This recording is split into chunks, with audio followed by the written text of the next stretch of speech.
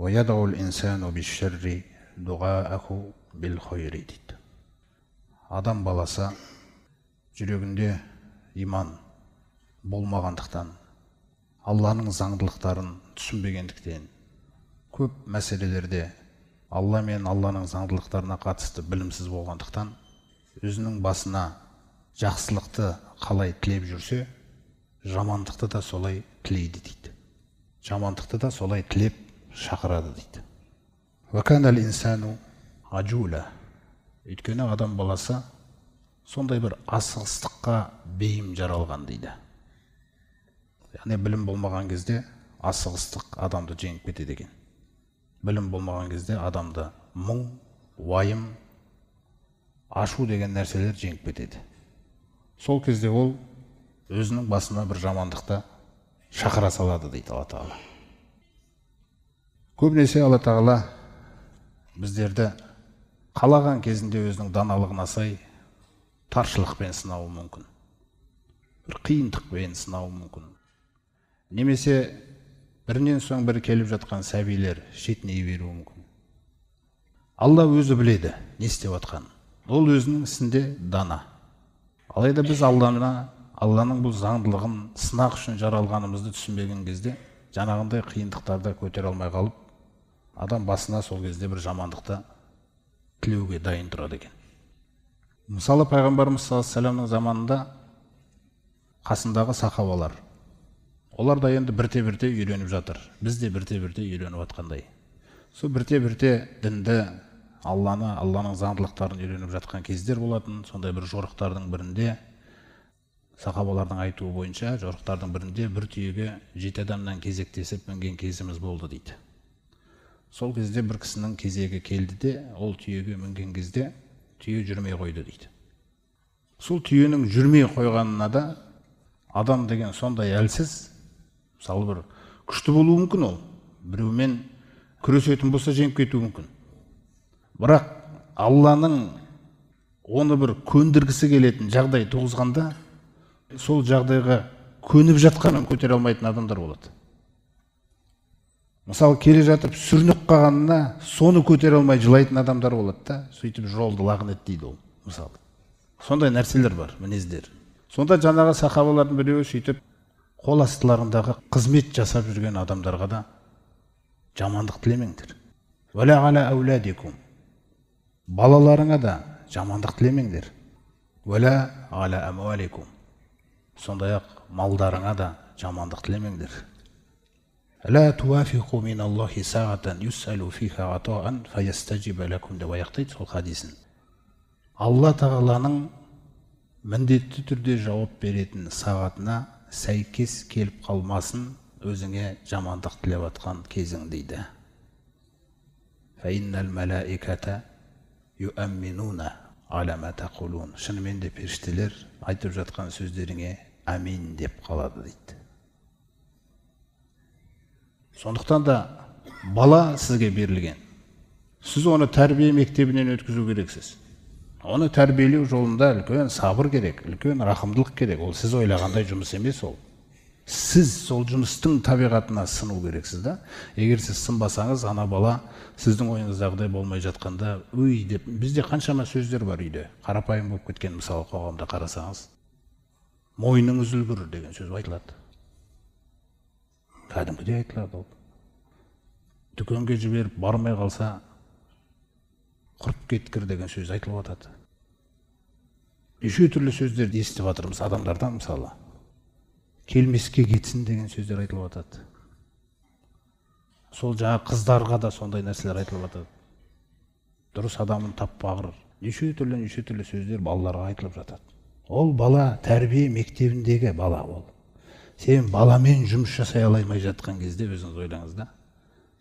Сондықтан да көлігіңіз жүрмей қалса, көрдіңіз бе? Көне алмайсыз. Көну деген ол бір қорлық. Сосын көлікке тіл тигізіп қана өзіңнің дәрежеңді көтересің. Итаяқ, құрып кеткір деп өзіңді көтересің да, оны түсіргің келеді. Енді беру керексіз. Көліктің жүрмей қалуына мүмкіндік беру керексіз. Ол тек Аллада ғана қалаған нәрсесі болады. Біз сынақ үшін жаралғанбыз да. Сондықтан да сынақтардың кезінде жаңағындай дұғаларда айтудан пайғамбарымыз саллаллаху алейхи вассалам тыйып жатыр. Өйткені жамандық шақыру бұл негізінде имансыздардың ісі. Өйткені пайғамбарымыз саллаллаху алейхи вассалам оларға келіп, Алладан абайлаңдар, кешегі Самуд қауымы, Ат қауымының басына келген нәрселер кеп қалуы мүмкін бастарыңа. Сақ болыңдар, маған бойұсыныңдар, тыңдаңдар, мен Алланың елшісімін деген жанашыр сөздерін айтып жатқан кезде, сонда жаңағындай тәкаппар біреулері фәтина бима тағидуна ин кунта минас садиқин, егер рас айтушылардан болсаң, онда бізге сол уәде еткен азабыңды әкел. Қараңыз. Яғни тәкаппарлықтың сондай бір жаман көрінісі олардағы. Жақсылықтан гөрі жамандықты асығып тілейтіндігіне бір Әнфал сүресінде әдемі аят бар, солардың сөздері келтірілген сол жерде. Вақалу Аллахумма, олай деп айтқан сонда Мекке мүшриктерінің көсемдері, жаңағы Бәдірде күллісі құртылғандар, Меккелік кезеңде пайғамбарымыз саллаллаху алейхи вассаламға не деп айтты? Аллахумма деп тілеп жатыр кәдімгідей. Я Алламыз деп сыйынып жатыр. Я Алламыз, инкана хаза хуал хаққа мин индика. Егер де мына Мұхаммедтің сөйлеп жатқан нәрсесі шынымен де сенің қасыңнан келген ақиқат болса. Сөйлем әдемі басталды ма? Я Алламыз, егер де мына Мұхаммедтің сөйлеп жатқан, шақырып жатқан нәрсесі шынымен де сенің қасыңнан келген ақиқат болса. Қандай сөйлем тұру керек? Одан кейін біздің сүнніміз бойынша онда бізді соған ергіз. Бұл жақсылық тілеу.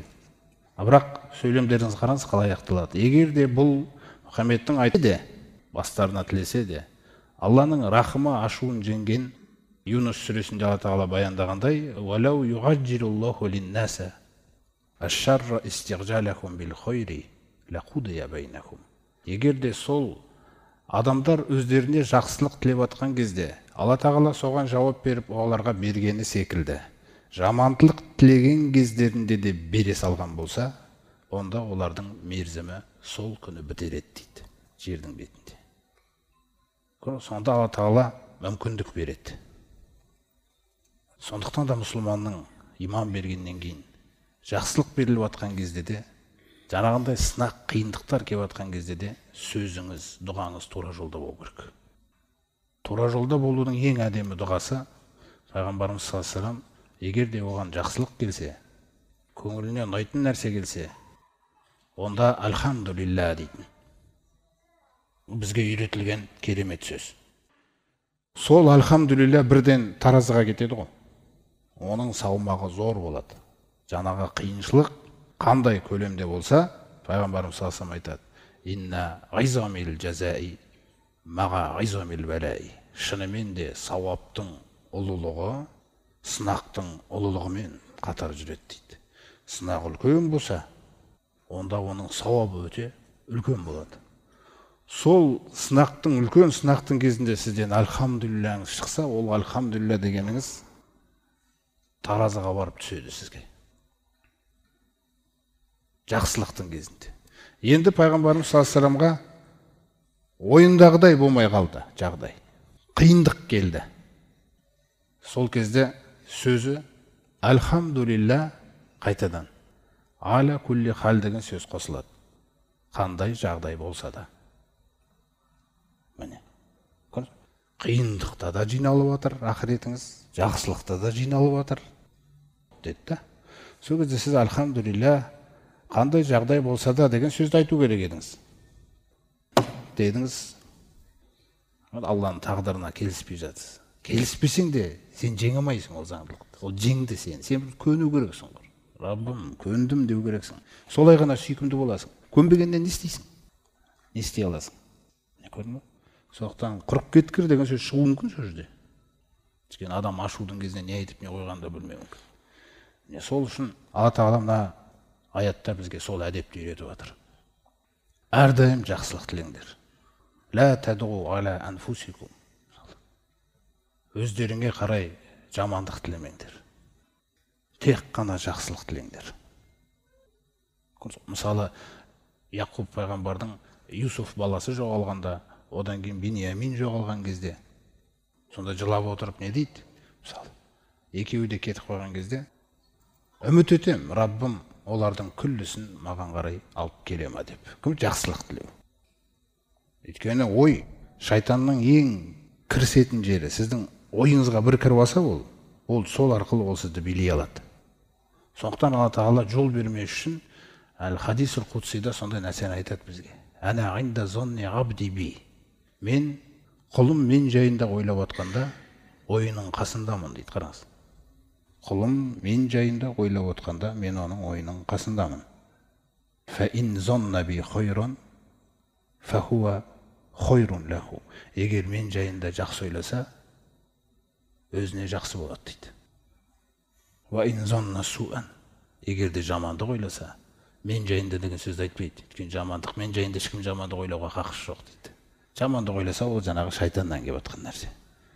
Онда сол жамандығы өзіне дейді. Адам баласы асығыстық табиғатта жаралған.